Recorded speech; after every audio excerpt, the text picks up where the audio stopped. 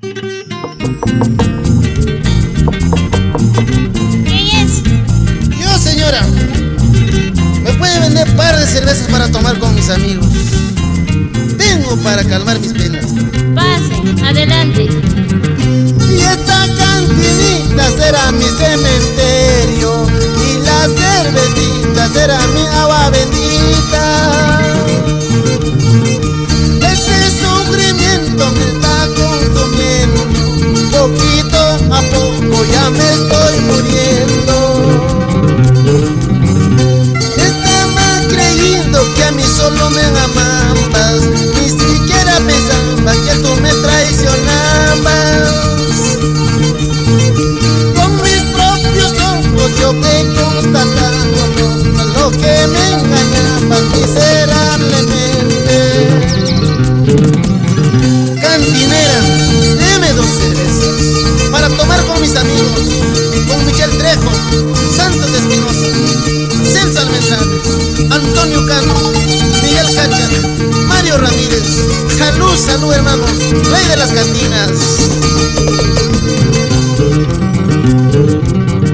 Esta cantinita será mi cementerio, y la cervecita será mi agua bendita.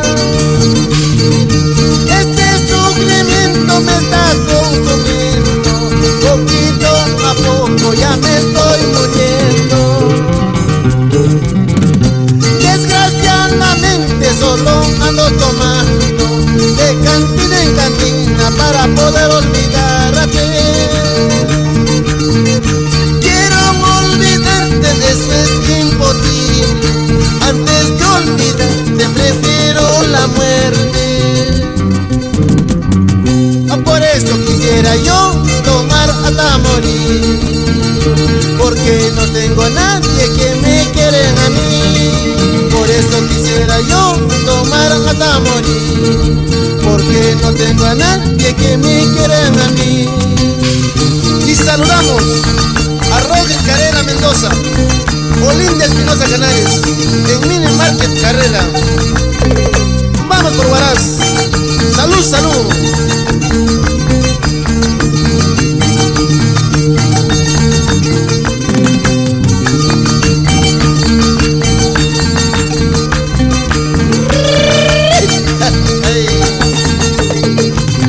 Y saludando a mi hija Jorcita Rosas. Vamos. Vamos, Rosita. Vamos, hermana Domitila. Tú me paticrepa, vamos.